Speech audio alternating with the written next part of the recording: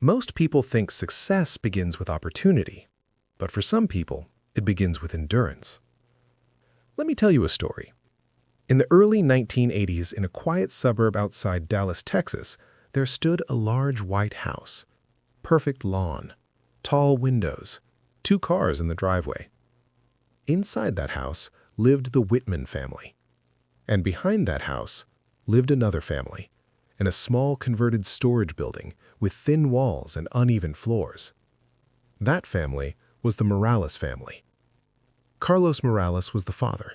He worked as a groundskeeper and handyman for the Whitmans.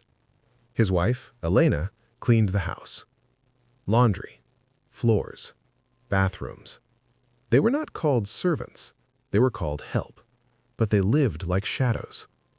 They were paid just enough to survive, not enough to leave. Their son, Daniel, was born into that small building. His first memories were not toys. They were sounds. Vacuum cleaners, clinking dishes, doors closing gently, never loudly, because loud doors meant trouble. Daniel grew up watching his parents disappear every morning.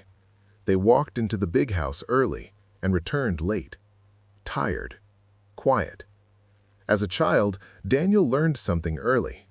There were 2 worlds, one where people sat at tables and talked about plans, and another where people cleaned the tables after those plans were discussed. Daniel went to a public school nearby. Old clothes, hand-me-down shoes. He never complained. He observed.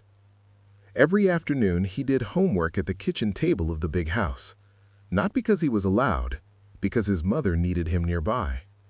The Whitmans didn't mind. He's quiet, they said, and Daniel was. But his mind was loud. He noticed how the Whitman children spoke. Confident, unhurried. They assumed tomorrow would be fine. Daniel never assumed that. When Daniel was 12, something happened. His father injured his back.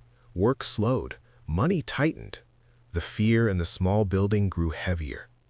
One night, Daniel overheard his parents whispering about bills, about leaving, about not knowing where to go.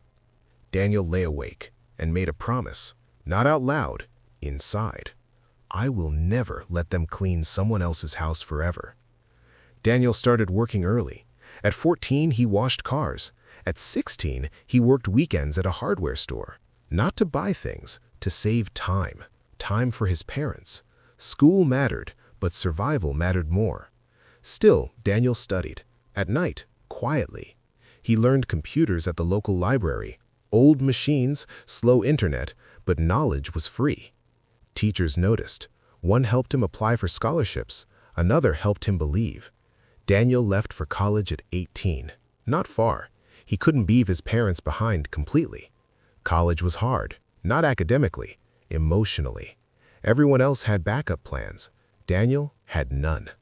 He worked nights, studied days. He failed classes, retook them, kept going.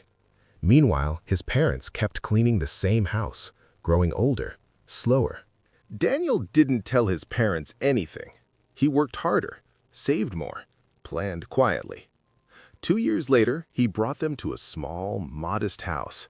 Nothing fancy, but solid, safe. "This is yours," he said. His mother didn't understand. His father didn't speak. They walked through the rooms, touched the walls, sat down, and cried. For the first time in their lives, they owned the roof over their heads. Daniel didn't buy a mansion. He bought dignity. His parents stopped cleaning other people's homes. They rested. They smiled more. Daniel understood something most people never do. Success isn't about how high you climb. It's about who you lift with you. If you're listening right now, remember this. Some of the strongest people in the world grow up watching their parents bow their heads and promise themselves they will one day lift them up. Quietly, patiently, completely.